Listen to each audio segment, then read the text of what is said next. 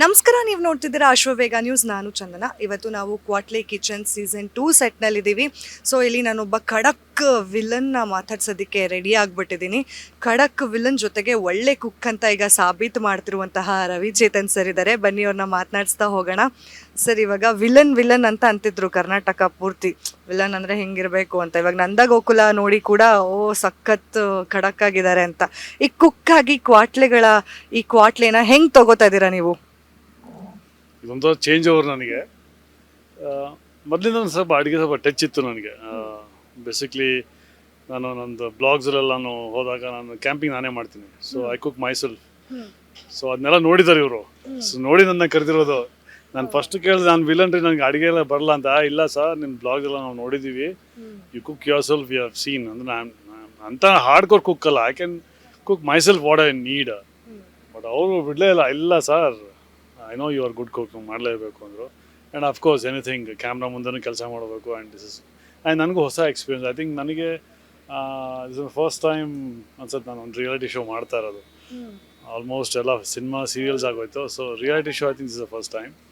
So ಒಂದು ಹೊಸ experience ಅಂತ ನನಗೂ ಅನ್ನಿಸ್ತು. And moreover Colors, so I can say no to Colors. So ಈಗ ನಂದಗೋಕುಲ ಅವ್ರದ್ದೇ ಮಾಡ್ತಾಯಿದ್ದೀನಿ. ಸೊ ಹೀಗಾಗಿ ಈ ಒಂದು ಕ್ವಾಟ್ಲೆ ಕಿಚನ್ನ ಒಪ್ಕೊಂಡೆ.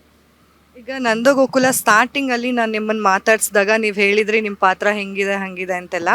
ಸೊ ಅವಾಗ ಸಿಕ್ಕಂತಹ ರೆಸ್ಪಾನ್ಸ್ ಬೇರೆ. ಈಗ ತುಂಬ ಜನ ಬೈಕೋತಾ ಇದ್ದಾರೆ ನಿಮ್ಮನ್ನು. ಎಲ್ಲರೂ ರೋಡಲ್ಲಿ ಸಿಕ್ಕಿದ್ರೆ ಬೈತಾರ, ಯಾಕೆ ನಿಮ್ಮ ತಂಗಿನ ಮನೆ ಕರ್ಸ್ಕೊತಿಲ್ಲ ಅಂತ. ನನಗೆ ಲೇಡೀಸ್ ಜಾಸ್ತಿ ಬೈತಾ ಇದ್ದಾರೆ. But at the same time ಕೆಲವು ಲೇಡೀಸು ನೀವು ಮಾಡ್ತಾ ಇರೋದು ಕರೆಕ್ಟ್ ಅಂತಲೂ ಹೇಳ್ತಾರೆ. ಸೊ ಇಸ್ ಅ ಮಿಕ್ಸ್ಡ್ ಇದು. ಅದ್ರಲ್ಲಿ ಮಗಳು ಬೇರೆ ಹೋಗಿದ್ದಾರೆ. ಮಗಳು ಬೇರೆ ಹೋಗಿದ್ದಾರೆ. ಸೊ ಅಂದರೆ ಫಸ್ಟ್ ತಂಗಿ ಹೋದ್ಲು, ಆಮೇಲೆ ಮಗಳು ಹೋದ್ಲು. ಸೊ ಆ ನೋವಿಂದ ನಾನು ಈ ಥರ ಮಾಡ್ತಾ ಇದ್ದೀನಿ ಅಂತ ಕೆಲವರು ಅರ್ಥ ಮಾಡ್ಕೊಂಡಿದ್ದಾರೆ, ಕೆಲವರು ನನ್ನ ಬೈದಿದ್ದಾರೆ. ಆ ಬೈಯೋದ್ರಲ್ಲೂ ಪ್ರೀತಿ ಇದೆ, ನನಗೇನು ಬೇಜಾರೇ ಇಲ್ಲ. ಯಾಕಂದರೆ ಸುಮಾರು ವಿಲನ್ ಪಾತ್ರಗಳು ಮಾಡಿದಾಗೆಲ್ಲ ಅಂತ ಬೈಸ್ಕೊಳ್ಳೋದೇನು ದೊಡ್ಡ ವಿಷಯ ಅಲ್ಲ. ಸುಮಾರು ಜನ ಬೈದಿದ್ದಾರೆ. ಸೊ ಅವಾಗೇನಿಂದ ಆಡಿಯನ್ಸ್, ಹುಡುಗರು ತುಂಬ ಆಡಿಯನ್ಸ್ ಇದ್ರು ನನಗೆ. ಬಂದು ಫೋಟೋ ಎಲ್ಲ ಹೊಡ್ಕೊಳ್ಳೋರು. ಸೊ ನಂದಗೋಕುಲ ಆದಮೇಲೆ ಐ ಥಿಂಕ್ ಫೀಮೇಲ್ಸ್ ಜಾಸ್ತಿ ಆಗಿದ್ದಾರೆ ಅದರಲ್ಲಿ. ಸರ್, ನೀವು ವಿಲನ್ ಚೆನ್ನಾಗಿ ಮಾಡ್ತಾ ಇದ್ದೀರಾ, character doing is very good ಅಂತ ಕೆಲವರು ಬೈತಾರೆ, ಕೆಲವರು ಪ್ರೀತಿಯಿಂದ ಮಾತಾಡ್ತಾರೆ, ಎಲ್ಲ ನೀವು ಮಾಡಿದ ಕರೆಕ್ಟು ಅಂತಾರೆ. ಸೊ ಅದು ಅವ್ರವ್ರ ಇಷ್ಟ. ಬಟ್ ಓವರ್ ಆಲ್ ತುಂಬ ಇಷ್ಟಪಟ್ಟಿದ್ದಾರೆ. ಸೊ ಅದು ಭಾಳ ಖುಷಿ ಇದೆ. ಆ್ಯಂಡ್ ಈಗ ಕ್ವಾಟ್ಲೆ ಕಿಚನ್ ನಂದಗೋಕುಲ ಅಂದರೆ ನಾನು ನಂದಗೋಕುಲ ಫ್ಯಾನ್ ಇದ್ದೀನಿ ಸರ್. ಅಂದರೆ ಕ್ವಾಟ್ಲೆ ಕಿಚನ್ ನೋಡ್ತೀವಿ, ಬಟ್ ನಾನು ನಂದಗೋಕುಲ ಫ್ಯಾನ್. ಇವಾಗ ಅದರಲ್ಲಿ ಮೀನಮ್ಮ ಕೂಡ ನಿಮ್ಮ ಕ್ವಾಟ್ಲೆ ಕಿಚನಲ್ಲಿದ್ದಾರೆ. ಸೊ ಮಾತಾಡ್ತಾರಾ? ಅಂದರೆ ಸೀರಿಯಲಲ್ಲಂತೂ ಮಾತಾಡಲ್ಲ, ಅಟ್ಲೀಸ್ಟ್ ಇಲ್ಲಾದರೂ ಮಾತಾಡ್ತೀರಾ ಹೆಂಗಿದೆ ಬಾಂಡಿಂಗ್ ಅಂತ? ನನಗೆ ಅದೇ ಅರ್ಥ ಆಗ್ತಿಲ್ಲ. ನಾನು ಡೈರೆಕ್ಟ್ರನ್ನ ಕೇಳಬೇಕು. ನನಗೆ ಫಸ್ಟು ಎಪಿಸೋಡು ಜೊತೆಗೆ ಹಾಕಿದ್ರು ಮೀನಮ್ಮ, ನಾವೆಲ್ಲ ಒಟ್ಟಿಗೆ ಇದ್ವಿ. ಸೆಕೆಂಡ್ ಎಪಿಸೋಡ್ ನನ್ನ ನೋಡಿ ಈಗಲೂ ಅಷ್ಟೇ ನನ್ನ ಬ್ಯಾಚ್ ಬೇರೆ ಮಾಡಿಬಿಟ್ಟಿದ್ದಾರೆ. ಅದನ್ನೇ ಕೇಳಬೇಕು ನಾನು ಡೈರೆಕ್ಟ್ರ್, ಯಾಕೆ ಸರ್ ನನ್ನ ಬ್ಯಾಚ್ ಚೇಂಜ್ ಮಾಡಿದ್ರಿ ಅಂತ. ಈ ನಂದಗೋಕುಲ ಎಫೆಕ್ಟಾ ಏನಿದು ಅಂತ ನಾನು ಕೇಳಬೇಕಾಗಿದೆ. ಅವ್ರಿಗೆ ಬಿಟ್ಟಿದ್ದು, ಬಿಕಾಸ್ ದೇ ನೋ ಬೆಟರ್ ಯಾವುದು ಹೇಗೆ ವರ್ಕೌಟ್ ಆಗ್ತಿದೆ ಅಂತ ಡೈರೆಕ್ಟರ್ಸ್ ಚೆನ್ನಾಗಿ ಗೊತ್ತಿರುತ್ತೆ. ಬಟ್ ಎಲ್ಲೂ ನನಗೂ ಒಂದು ಕುತೂಹಲ. First season I mean first I think 1 or 2 2 ಸಲ ಅನಿಸುತ್ತೆ. ಒಂದು ಸಲ ಜೊತೆಗೆ ಹಾಕಿದ್ರು. ಆಮೇಲೆ ಸೆಕೆಂಡ್ ಟೈಮ್ ನನ್ನ ಬ್ಯಾಚ್ ಚೇಂಜ್ ಮಾಡಿದ್ರು. ಇವತ್ತು ಬ್ಯಾಚ್ ಚೇಂಜ್ ಮಾಡಿದ್ದಾರೆ. ಸೊ ಏನು ನಡೀತದೆ ಗೊತ್ತಾಗ್ತಾ ಇಲ್ಲ ಅಲ್ಲಿ. But whatever it is ಕ್ವಾಟ್ಲೆ. ಸೊ ಕ್ವಾಟ್ಲೆ ಕೊಡೋರು ಅವ್ರು ಕೊಡ್ತಾ ಇರ್ತಾರೆ. ನಾವು ಮಾರ್ನಿಂಗ್ ಬ್ಯಾಚ್ ಆಗಲಿ ಈವ್ನಿಂಗ್ ಬ್ಯಾಚ್ ಆಗಲಿ ಎಲ್ಲಿ ಅಡುಗೆ ಮಾಡೋದು ಮಾಡಲೇಬೇಕು. ನಮ್ಮ ಕೆಲಸ ನಾವು ಮಾಡ್ತೀವಿ, ಕ್ವಾಟ್ಲೆ ಕೆಲಸ ಅವ್ರವ್ರು ಮಾಡ್ತಾರೆ. And director what he needs he is getting it. So at the end of the day every one are happy. Sir, ಈಗ ಫುಲ್ ನೀವು ಹೇಳಿದ್ರಿ ಇದು ಡಿಫ್ರೆಂಟ್ ಎಕ್ಸ್ಪೀರಿಯನ್ಸ್ ಇತ್ತು ಅಂತ. ಅಂದರೆ ನೀವು ಅಡುಗೆ ಮಾಡ್ತಿದ್ದಿದ್ದು ಬ್ಲಾಗ್ಸ್ ಎಲ್ಲ ನೋಡಿದ್ರು ಅಂತ. ಮನೇಲಿ ನೀವು ಅಡುಗೆ ಮಾಡ್ತೀರಾ? ಅಡುಗೆ ಮಾಡಿ ನಿಮ್ಮ ಹೆಂಡತಿಗೆಲ್ಲ ಬಡಿಸ್ತಾ ಇರ್ತೀರಾ ಹೇಗೆ ಅಂತ? ನಾನು ಒಳ್ಳೆ ಹೆಲ್ಪರು ದಡಾಕಂಡು. ಬಿಕಾಸ್ ಒಂದು ಮನೆ ಜವಾಬ್ದಾರಿ ಒಂದಿರುತ್ತೆ. ನಮ್ಮ ತಂದೆ ತಾಯಿ ಇದ್ದಾರೆ, ನನ್ನ ಮಗ ಇದ್ದಾನೆ, ನಮ್ಮ ಬಾಮ ಇದ್ದಾನೆ. ಸೊ ಒಂದು 7 ಜನಕ್ಕೆ ಅವಳಿಗೆ ಎವ್ರಿ ಡೇ ಅಡುಗೆ ಮಾಡಬೇಕು.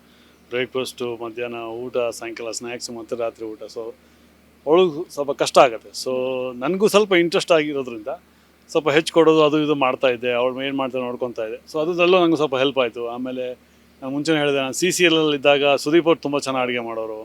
ಸೊ ಅದು ನೋಡ್ಕೊತಾ ಇದ್ದೆ. ನನಗೆ ಆವಾಗಲೂ ಅನಿಸ್ತಾ ಇತ್ತು, ಇಷ್ಟು ದೊಡ್ಡ ಸ್ಟಾರ್ ಇವರು ಇಷ್ಟು ಚೆನ್ನಾಗಿ ಮಾಡ್ತಾರಲ್ಲ, ನಾನು ಮಾಡಬೇಕು ಅಂತ. ನನಗೊಂದು ಎಲ್ಲ ಒಂದು ಕಡೆ ಇನ್ಸ್ಪಿರೇಷನ್ ಸಿಕ್ತು. ಆಮೇಲೆ ಆ ಇನ್ಸ್ಪಿರೇಷನಲ್ಲಿ ಒಂದು ಹೋಟೆಲು ಓಪನ್ ಮಾಡಿದೆ ನಾನು, ಮೀಟ್ ಆ್ಯಂಡ್ ಈಟ್ ಅಂತ ಕೆಂಗೇರಿಲಿ. ಸುದೀಪ್ ಸರೇ ಬಂದು ಅದನ್ನ ಓಪನಿಂಗ್ ಇನಾಗ್ರೇಟ್ ಮಾಡಿಕೊಟ್ರು. ತುಂಬ ಚೆನ್ನಾಗಿ ಮಾಡಿಕೊಟ್ರು. ಅದೊಂದು 2 ವರ್ಷ ನಡೆಸಿದೆ. ಆಮೇಲೆ ನನಗೆ ಶೂಟಿಂಗು ಅದು ಇದು ಆದಾಗಿಂದ ಅಲ್ಲಿ ಕಾನ್ಸಂಟ್ರೇಟ್ ಮಾಡೋಕ್ಕಾಗಿಲ್ಲ. ಸೊ ಕಂಪ್ನಿಗೆ ನಾನು ಅದನ್ನು ವಾಪಸ್ ಕೊಟ್ಟೆ. ಏನಾಗುತ್ತೆ, ಅದು ಫುಡ್ ಅಲ್ವಾ. So somebody has to be there. ನಾನು ಅಂದ್ಕೊಂಡೆ ನನ್ನ ವೈಫ್ ನೋಡ್ಕೊತಾಳೆ ಅಂತ ನಾನು ಅಂದ್ಕೊಂಡು ಏನೋ ಮಾಡಿದೆ. ಬಟ್ ಅವ್ಳಿಗೆ ಆಗಲಿಲ್ಲ ಅದು. ರಾತ್ರಿ 11 ಗಂಟೆ ಆಗೋದು, 12 ಗಂಟೆ ಆಗೋದು. ಸೊ ಅವ್ರು ಸರಿ ಹೋಗಲಿಲ್ಲ, ಆಗಲ್ಲ ಅಂದು. ಸೊ ಕಂಪ್ನಿಗೆ ನಾನು ವಾಪಸ್ ಕೊಟ್ಟೆ. ಬಟ್ ಹಾಗೆ ನನಗೆ ಆ ಫುಡ್ಡಿಂದ ಒಂಚೂರು ಗಂಧ ಇತ್ತು. ಸೊ ಮನೇಲಿ ಏನೇನೋ ಡಿಶ್ ಮಾಡ್ತಾ ಇರ್ತೀನಿ, ಡಯಟ್ ಫುಡ್ಸ್ ಏನೋ ಮಾಡ್ತಾ ಇರ್ತೀನಿ ನಾನು, ವಿತೌಟ್ ಆಯಿಲ್ ಏನೋ ಮಾಡೋದು, ಗ್ರಿಲ್ ಸ್ಯಾಂಡ್ವಿಚಸ್ ಏನೋ ಮಾಡೋದು, ಏನೋ ಹೊಸತನ ಮಾಡ್ತಾ ಇರ್ತೀನಿ ನಾನು. ಸೊ ನನಗೆ ಇದು ಅಂಥ ಹೊಸದೊಂದು ಅನಿಸ್ಲಿಲ್ಲ. ಬಟ್ ತುಂಬ ಇನ್ವಾಲ್ವ್ಮೆಂಟ್ ನಾನು ಮಾಡಿಲ್ಲ ಈ ಅಡುಗೆಯಲ್ಲಿ, ಬಿಕಾಸ್ ನನ್ನ ಪ್ರೊಫೆಷನ್ ಬೇರೆ. ಹಿಂಗಾಗಿ ನನ್ನ ವೈಫ್ ಇದೆ, she's A good cook. So as by concentrate ಮಾಡಿಲ್ಲ. ಅಫ್ಕೋರ್ಸ್ ನಾನು ಆ್ಯಕ್ಚುಲಿ ಉತ್ತರ ಕರ್ನಾಟಕದವನು. ಸೊ ರೊಟ್ಟಿ ಪಲ್ಯ ನಮ್ಮಲ್ಲಿ ಆ ಥರ ಸಜ್ಜಿ ರೊಟ್ಟಿ ಇವೆಲ್ಲ ಬಂತು. ಸೊ ಆ ಥರ ನಾನು ಇಷ್ಟಪಡ್ತೀನಿ. Of course as I born in Bombay, so ಸ್ವಲ್ಪ ನಾರ್ತ್ ಇಂಡಿಯನ್ ಡಿಶಸ್ ಜಾಸ್ತಿ, ಪಾಲಕ್ ಪನ್ನೀರು, ಮಲೈ ಕೋಫ್ತಾ, ಈ ಥರ ಮಾಡೋದು, ಈ ಥರ ನನಗೆ ತುಂಬ ಇಷ್ಟ. ಸೊ ಅದೆಲ್ಲ ಮಾಡ್ತಾಳೆ ಅವಳು. ಸೊ ಹಿಂಗಾಗಿ ನಾನು ಅದಕ್ಕೆ ತಲೆ ಕೆಡ್ಸ್ಕೊಳಕ್ಕೆ ಹೋಗಿಲ್ಲ, ಯಾಕಂದ್ರೆ ಅದು ತುಂಬ ಕಷ್ಟ ಅದು ಎಲ್ಲ ಮಾಡೋದು. ಸೊ ಲೈಟ್ ಫುಡ್ ಏನೇನು ಮಾಡಬೇಕು, ನನಗೇನೇನು ಮಾಡಬೇಕು, ಅಥವಾ ಇಬ್ಬರು ಜಗಳಾಡಿದ್ರೆ ಏನೇನು ಮಾಡ್ಕೋಬೇಕಲ್ಲ. ಸೊ ಅವಾಗ ಏನು ಮಾಡ್ಕೋಬೇಕು ಅಷ್ಟು ಮಾಡ್ಕೊತೀನಿ. ಸೊ ತುಂಬ ಡೀಪಾಗಿ ನಾನು ಹೋಗಿಲ್ಲ. ಬಟ್ ಆ ಬೇಸಿಕ್ಸ್ ನನಗಿಲ್ಲಿ ಹೆಲ್ಪ್ ಆಗ್ತಾ ಇದೆ. ಇವಾಗ ಅಂದ್ರೆ ಬೇಸಿಕ್ಸ್ ಹೆಲ್ಪ್ ಆಗ್ತಾ ಇದೆ. ನಿಮ್ಮ ವೈಫ್ ಏನಾದರೂ ನಿಮಗೆ ಹೇಳ್ಕೊಟ್ಟು ಕಳಿಸ್ತಾರೆ, ಈ ಅಡುಗೆ ಮಾಡಿ ಈ ವೀಕು, ಈ ಅಡುಗೆ ಮಾಡಿ ಈ ವೀಕು, ಆ ಥರ ಎಲ್ಲ ಏನಾದರೂ ಇನ್ಪುಟ್ಸ್ ಇದೆಯಾ? ಹಾಂ, ನಾನೀಗ ಸ್ಟೂಡೆಂಟ್ ಆಗಿಬಿಟ್ಟಿದ್ದೀನಿ. ಯಾಕಂದರೆ ಪ್ರತಿ ಸಲ ಇವ್ರು ನನಗೇನು ಟಾಸ್ಕ್ ಕೊಡ್ತಾರೆ, ಅದನ್ನ ಟಾಸ್ಕ್ ಹೇಳಿದಾಗ she is the one to react. ಹಿಂಗೆ ಮಾಡಬೇಕು ಅಂತ. ಸೊ ಯಾವಾಗ ನಾನು ಹೇಳ್ದಂಗೆ ಕೇಳ್ತಾ ಇದ್ಲು. ಈ ಒಂದು ಟಾಸ್ಕ್ ತೊಗೊಂಡಾಗಿಂದ, ಅದು ಕ್ವಾಟ್ಲೆ ಕಿಚನ್ ಸೇರ್ಕೊಂಡಾಗಿಂದ ಸ್ವಲ್ಪ ಅವಳು ಹೇಳಿದ್ನ ಕೇಳ್ತಾಯಿದ್ದೀನಿ. Of course she is more experience than me in kitchen. So definitely ಕೇಳಲೇಬೇಕಾಗತ್ತೆ. ಸೊ ನಾಲೆಜ್ ಈಸ್ ಏನು ಹೇಳ್ತಾರಲ್ಲ, ಎಂಡ್ಲೆಸ್ ಅಂತ ಹೇಳ್ತಾರಲ್ಲ, ಹಾಗೆ ಏನು ಕಲಿಯೋದ್ರಲ್ಲಿ ನನಗೆ ತುಂಬ ಇಂಟ್ರೆಸ್ಟ್ ಇರುತ್ತೆ. ಸೊ ಏನೇ ಆಗಲಿ, ಯಾವ ವಿಷಯ ಆಗಲಿ, ಹೊಸತನ ಏನೋ ಕಲಿಯೋದಾಗಲಿ, I like it. So I definitely listen to her. And ನಿಮ್ಮ ದರ್ಶನ್ ಸರ್ ಕಾಂಬಿನೇಷನ್ ಗೊತ್ತಿರುವಂತಹ ಅಭಿಮಾನಿಗಳು ನನ್ನ ಈ ಪ್ರಶ್ನೆ ಕೇಳಿಲ್ಲ ಅಂದರೆ ಬೈತಾರೇನೋ. ಸರ್, ದರ್ಶನ್ ಸರ್ ಕೂಡ ತುಂಬ ಫುಡ್ಡಿ, ಅವರಿಗೆ ಸಿಕ್ಕಾಪಟ್ಟೆ ಇಷ್ಟ ತಿನ್ನೋದು, ಅದರಲ್ಲೂ ನಾನ್ ವೆಜ್ ಅಂದರೆ. ಸೊ ನೀವಿಬ್ಬರು ಯಾವುದಾದ್ರೂ ಒಂದು ಪ್ಲೇಸ್ಗೆ ಹೋಗಿ ಇಂಥ ಊಟ ನಾವು ಅಲ್ಲಿ ಟ್ರೈ ಮಾಡ್ತಿದ್ರಿ ಅಂದರೆ ಅದು ಯಾವ ಪ್ಲೇಸು, ಹಾಗೆ ಅವ್ರ ಫೇವ್ರೆಟ್ ಫುಡ್ ಯಾವುದು ಅನ್ನೋದು ಅದನ್ನು ಹೇಳ್ಬೇಕು ಇವತ್ತು ನೀವು. ಅವ್ರ ಫುಡ್ಡು ಎಲ್ಲ is a hard core non vegetarian. So ನಾನು ಅಷ್ಟೊಂದು ಡೀಪ್ ಇಲ್ಲ, ಚಿಕನ್ ಸ್ವಲ್ಪ ಪೀಸ್ ತಿಂತೀನಿ ಅಷ್ಟೇ. ಬಟ್ ಅವ್ರ ಥರ ಏನಂತಾರೆ ಡೈ ಹಾರ್ಡ್ ನಾನ್ ವೆಜ್ ನಾನಲ್ಲ. ಸೊ ಹೀಗಾಗಿ ಅವ್ರಿಗೆ ಅಫ್ಕೋರ್ಸ್ ಚಾಕ್ನ ತುಂಬ ಇಷ್ಟ ಅವ್ರಿಗೆ. ಸೊ ನಾವು ಕುರುಕ್ಷೇತ್ರ ಟೈಮಲ್ಲಿ ಹೈದ್ರಾಬಾದಲ್ಲಿದ್ದಾಗೂ ನಾವು ತರ್ಸ್ಕೊಂಡು ತಿಂತಾ ಇದ್ವಿ. ರಾತ್ರಿ 2 ಗಂಟೆವರೆಗೂ ನಾವು ಕೂತ್ಕೊತಾ ಇದ್ವಿ. ಅಂದರೆ ಅವ್ರ ಮೇಲೆ ಎಷ್ಟು ಜನ ಪ್ರೀತಿ ಅಂದರೆ, ಎಲ್ಲೆಲ್ಲೂ ಊಟ ಬರೋದು. Varieties of fishes, varieties of chicken, varieties of mutton. ನಾನು ಅಷ್ಟು ವೆರೈಟಿ ಅಲ್ಲೇ ನೋಡಿದ್ದು. ಅದಂತೆ ತಲೆ ಮಾಂಸ ಅಂತ ಏನೇನೋ ವೆರೈಟೀಸು ಅಷ್ಟು ಬಂದಿರೋದು. ಅಷ್ಟು ಅವರೆಲ್ಲವನ್ನೂ ಟೇಸ್ಟ್ ನೋಡಿ ಆಮೇಲೆ ಅವ್ರಿಗೆಲ್ಲ ಬೇರೆಯವ್ರಿಗೆಲ್ಲ, ಅವ್ರ ಹುಡುಗರಿಗೆಲ್ಲ ಕೊಟ್ಬಿಡೋರು. ಅಂದರೆ ಅಷ್ಟು ಪ್ರೀತಿ ಅವ್ರಿಗೆ ನೋಡಿ. ಒಂಥರ ಅನ್ಸುತ್ತೆ ನನಗೆ ಅಂಬರೀಷಣ್ಣ ಅಂತಾರ. ಈ ಅಂಬರೀಷಣ್ಣ ಇಲ್ಲಿ ಶೂಟಿಂಗ್ ಇರಬೇಕು, ಯಾರೋ ಮನೆಯಿಂದ ಊಟ ಬರೋದು. ಹಾಗೆ ಹೈದ್ರಾಬಾದಲ್ಲೂ ಅವ್ರು ಅಷ್ಟು ಅಭಿಮಾನಿಗಳಿದ್ದಾರೆ, ಅಲ್ಲಿಂದನೂ ಊಟ ಬರ್ತಾಯಿತ್ತು ಅವ್ರಿಗೆ. ಸೊ ಹೀಗಾಗಿ ಅವ್ರದ್ದು ಸುಮಾರು ಟೇಸ್ಟಸ್ ನೋಡಿದ್ದೀನಿ ನಾನು. ಬಟ್ ಅವರು ಅಷ್ಟು ನಾನ್ ವೆಜ್ ಪ್ರಿಯ ನಾನಲ್ಲ. ಒಂಚೂರು ಐ ಕ್ಯಾನ್ ಮ್ಯಾನೇಜ್ ಅಷ್ಟೇ. ಹೊರಗಡೆ ಎಲ್ಲ ಹೋಗ್ತಿದ್ರು ಅವ್ರ ಜೊತೆ ಊಟಕ್ಕೆಲ್ಲ? ಹಾಂ, ಹೊರಗಡೆ ನಾವು ಹೋಗ್ತೀವಿ. ಆಮೇಲೆ ಜಾಸ್ತಿ ನಾವು ತೋಟದಕ್ಕೆ ಹೋಗ್ತಾಯಿದ್ವಿ. ಸೊ ತೋಟದಲ್ಲಿ ಏನು ಬೇಕು ಅಲ್ಲೇ ಮಾಡಿಸೋರು ನಮಗೆ. ಸೊ ಸ್ಪೆಷಲ್ ಬೇರೆ, ಇವಾಗ ಸ್ಪೆಷಲ್ ಇದು ಬರೋ ನಾವು ಇಲ್ಲಿ ಬೆಂಗಳೂರಿಂದ ಮೈಸೂರಿಗೆ ಹೋಗ್ತಿದ್ವಿ.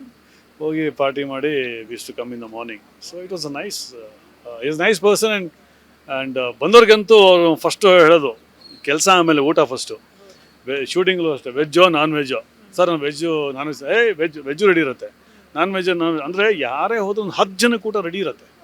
ಶೂಟಿಂಗ್ ಸ್ಪಾಟಲ್ಲಿ 10 ಜನಕ್ಕೆ ಊಟ ರೆಡಿ ಇರುತ್ತೆ. ಯಾರೇ ಏನೇ ಕೆಲಸಕ್ಕಂತ ಬಂದರೂ ಫಸ್ಟು ಊಟ ಮಾಡಿಸ್ತಾರೆ. ಊಟ ಮಾಡಿ ಫಸ್ಟ್ ಆಮೇಲೆ ಮಿಕ್ಕಿದ್ದು ಮಾತಾಡೋಣ ಅಂತಾರೆ. ಸೊ ಊಟ ಮಾಡಿಸಾದ್ಮೇಲೆ ಅವರು ಮಾತಾಡ್ತಾರೆ. ಅದು ನಂಗೆ ಭಾಳ ಖುಷಿ ಅವರು. ಸರ್, ಈಗ ಅವ್ರು ಯಾವಾಗ ಬರ್ತಾರೆ ಅಂತ ಅಭಿಮಾನಿಗಳು ಕಾಯ್ತಾ ಇದ್ದಾರೆ, ನಂಗೆ ಗೊತ್ತು ನೀವು ಕಾಯ್ತಾ ಇದ್ದೀರಾ ಅಂತ. ಸೊ ಅವ್ರ ಬಗ್ಗೆ ಏನಾದರೂ ಹೇಳೋದಿದ್ರೆ ಏನು ಹೇಳ್ತೀರಾ? ಇಲ್ಲ, ಒಂದು ಕೆಟ್ಟ ಗಳಿಗೆ ಅದು ಆ ಥರ ಆಗಿರೋದು. ಬಟ್ ಎಲ್ಲೋ ಒಂದು ಕಡೆ ಕಾನೂನು ಇರೋದ್ರಿಂದ ನಾವು ಮಾತಾಡೋದು ತಪ್ಪಾಗತ್ತೆ. ಬಟ್ ನಾವು ಅಷ್ಟೇ, ಎಲ್ಲ ಅಭಿಮಾನಿಗಳು, ನಾನು ಒಬ್ಬ ಅಭಿಮಾನಿ ಅವ್ರಿಗೆ. ಸೊ ಅವ್ರು ಆಚೆ ಬರಲಿ ಅಂತ ನಾನು ಕಾಯ್ತಾ ಇದ್ದೀನಿ. ಯಾಕಂದ್ರೆ ಇಂಡಸ್ಟ್ರಿಗೆ ಅವ್ರ ನೆಸೆಸಿಟಿ ಇದೆ. ಅವ್ರು ಬಂದ್ರೇ ಒಂದು ಬಿಸ್ನೆಸ್ ಒಂದು ಆಗತ್ತೆ. ಸುಮಾರು ಜನಕ್ಕೆ ಒಡಿಯುಸೆ ಎಷ್ಟೋ ಸಂಸಾರಗಳು ಊಟ ಮಾಡ್ತಾರೆ. ಸೊ ಕೆಲಸ ಸಿಗುತ್ತೆ. ಸೊ ಇವೆಲ್ಲ ನೋಡಿದ್ರೆ ಐ ಥಿಂಕ್ ಅವರು ಬೇಗ ಬರಬೇಕು. And definitely I love to work. ನಾನು ಜಾಸ್ತಿ ಸಿನಿಮಾ ಮಾಡೋದು ಅವ್ರ ಜೊತೆ. ಸೊ ನಾನು ಅವ್ರ ಸಿನಿಮಾ ಅಂದ ತಕ್ಷಣ ನಾನು ಏನು ರೇಟು ಏನು ಕೇಳೋದೇ ಇಲ್ಲ, ಎಸ್ ಅಂದ್ಬಿಡ್ತೀನಿ ನಾನು. ಯಾಕಂದ್ರೆ ಅಷ್ಟು ಖುಷಿ ಆಗೋದು ನನಗೆ ಅವ್ರ ಜೊತೆ ವರ್ಕ್ ಮಾಡೋದಾಗಲಿ. ಆ್ಯಂಡ್ ನಾನು ಆರ್ಟಿಸ್ಟ್ನು ಅಷ್ಟು ಚೆನ್ನಾಗಿ ನೋಡ್ಕೊತಾರೆ. ಸೊ ಅವ್ರು ಯಾವತ್ತೂ ಸೂಪರ್ ಸ್ಟಾರ್ ಅಂತ ನಮ್ಮ ಮುಂದೆ ಅನಿಸೇ ಇಲ್ಲ. ಅಂದರೆ ಅಷ್ಟು ಕೂಲಾಗಿ ಮಾತಾಡ್ಕೊಂಡು ಇವಾಗ ಜೋಕ್ ಮಾಡ್ಕೊಂಡು ಹೆಗಲ ಮೇಲೆ ಕೈ ಹಾಕೊಂಡು ಆಟಾಡ್ಕೊಂಡು ಎಲ್ಲ ಇರ್ತೀವಿ. ಸೊ ಹಿಂಗಾಗಿ ಎಲ್ಲೂ ನಮ್ಗೆ ಅದು ಅನಿಸಿಲ್ಲ. ಎಲ್ಲ ಅವ್ರು ರೆಸ್ಪೆಕ್ಟ್ ಕೊಡಬೇಕು, ಅವ್ರು ಕೊಡ್ತೀವಿ, ಅವ್ರು ನಮ್ಗೆ ರೆಸ್ಪೆಕ್ಟ್ ಕೊಡ್ತಾರೆ. ಅದಕ್ಕಿಂತ ಇನ್ನೇನು ಬೇಕಿದೆ ಅಲ್ವಾ? So I love to work with them. And ಈಗ ನಿಮ್ಮ ಫೇವ್ರೆಟ್ ಕ್ವಾಟ್ಲೆ ಯಾರು? ಫೇವ್ರೆಟ್ ಇನ್ ದ ಸೆನ್ಸ್ ಇವಾಗ ಅಡುಗೆ ಮಾಡಬೇಕಾದ್ರೆ ಯಪ್ಪ ಇವ್ರು ಬಂದರೆ ನನಗೆ ಹೊಡೆದು ಬಿಡ್ತೀನಿ ಅನ್ನೋಷ್ಟು ಕೋಪ ತರಿಸುವಂಥ ಕ್ವಾಟ್ಲೆ ಯಾರು? ನನ್ನ ಹತ್ರ ಯಾರೂ ಬರೋದೇ ಇಲ್ಲ. ಅವ್ರನ್ನ ನೋಡಿದ್ರೆ ಕಣ್ಣಿಟ್ಟಿಗೆ ನೋಡಿದ್ರೆ ಸಾಕು, ನಾನು ಅಯ್ಯೋಪ್ಪ ಬೇಡ ಅಂದ್ಬಿಡ್ತಾರೆ. ಆ್ಯಂಡ್ ಅವರು ಕ್ವಾಟ್ಲೆ ಎಲ್ಲರೂ ಅವರೇ ಯೋಚನೆ ಮಾಡ್ತಾರೆ, ಯಪ್ಪ ನಾನು ಅವ್ರ ಜೊತೆ ಹೋಗ್ಬಾರ್ದು, ನನಗೆ ಅವ್ರು ಬೇಡ ಅಂತ ಅವರೇ ಹೇಳ್ತಾ ಇರ್ತಾರೆ. ನಾನು ಯಾವಾಗಲೂ ಹೆಸರು ಹೇಳ್ತಾ ಇರ್ತೀನಿ, ಯಾರು ಎಲ್ಲರೂ ಬಿಟ್ಟಿರ್ತಾರೋ ಅದನ್ನ ಬೇಕಾದ್ರೆ ನಾನು ತೊಗೊತೀನಿ. ನಾನು ಅವ್ರು ಬೇಕು ಇವ್ರು ಬೇಕು ಅಂತ ಹೇಳಲ್ಲ. ನೀವು ಯಾರ್ಯಾರು ಬೇಕು ತೊಗೊಳ್ಳಿ, ಲೆಫ್ಟ್ ಓವರ್ ಏನಿದೆ ಅದು ನಾನು ತೊಗೊತೀನಿ ಅಂತ ಹೇಳ್ತೀನಿ. ಸೊ ಹಾಗೆ ನಡೀತಾ ಇದೆ. ಎಷ್ಟು ಭಯ ಆಗಿರುತ್ತೆ ಅಂತ ಸರ್. ಅವ್ರು ಬ್ಯಾಡ್ ಲಕ್, ಇಬ್ಬರು ಹುಡುಗಿರು ಹಂಗೆ ಬಂದರು. ಸೊ ಹೆದರಿದ್ರು, but what to do, it's game is a game. And thank you so much sir. ನಿಮ್ಮ ಜೊತೆ ಮಾತಾಡಿ ತುಂಬ ಖುಷಿ ಆಯಿತು. ಕ್ವಾಟ್ಲೆ ಕಿಚನ್ ಸೀಸನ್ 2 ಬಗ್ಗೆ ಕೊನೆಯದಾಗಿ ಏನು ಹೇಳ್ತೀರಾ? ಇಲ್ಲ, ಇಟ್ಸ್ ವೆರಿ ಇಂಟ್ರೆಸ್ಟಿಂಗ್. ಸೀಸನ್ 1 ನಾನು ಒಂದು 2-3 ಎಪಿಸೋಡ್ ನೋಡಿದೆ. ಬಿಕಾಸ್ ನಾನು ಅದು ಅಡುಗೆ ಅಲ್ಲ ಅಂದಮೇಲೆ ನಾನು ಯಾಕೆ ಅನ್ನೋದೊಂದು ಇತ್ತು ನನಗೆ. ಬಟ್ ಆಮೇಲೆ ಇವರೆಲ್ಲ ನನಗೆ ಹೇಳಿದಾಗ ನಾನು ಎಪಿಸೋಡ್ಸ್ ಎಲ್ಲ ನೋಡಿ ತುಂಬ ಇಷ್ಟ ಇದೆ. ಇಷ್ಟು ಚೆನ್ನಾಗಿರುತ್ತೆ, ಇಷ್ಟು ಕಾಮಿಡಿ ಆಗಿರುತ್ತಾ ಅಂದ್ಬಿಟ್ಟು. ಆಮೇಲೆ ಎಲ್ಲೂ ನನಗೂ ಒಂದು ಕಡೆ ಕಾಮಿಡಿ ಥರ ಕಾಮಿಡಿಯವ್ರ ಜೊತೆ ಕೆಲಸ ಮಾಡೋಕೆ ನನಗೂ ಭಾಳ ಆಸೆ ಇತ್ತು. ಇನ್ಫ್ಯಾಕ್ಟ್ ನಾನು ಒಂದು ಕಾಮಿಡಿಯನ್ನು ಮಾಡೋಕ್ಕಂತ ಭಾಳ ಆಸೆ ಆಗಿದೆ. ಅದು ನೋಡೋಣ ದೇವ್ರು ಯಾವಾಗ ಇದು ಮಾಡ್ತಾರೆ ಅಂತ ಹೇಳಿ. ಬಟ್ ಓವರಾಲ್ ತುಂಬ ಚೆನ್ನಾಗಿ ಬರ್ತದೆ. People are enjoying. ನಾನು ಯಾವಾಗಲೂ ಅಷ್ಟೇ, ನಾನು ಎಪಿಸೋಡ್ ಮಾಡಿ ಮನೆಗೆ ಹೋದಾಗ ಟೆಲಿಕಾಸ್ಟ್ ಆಗುತ್ತೆ, ನಮ್ಮ ವೈಫ್ನ ನಾನು ನೋಡ್ತಾ ಇರ್ತೀನಿ.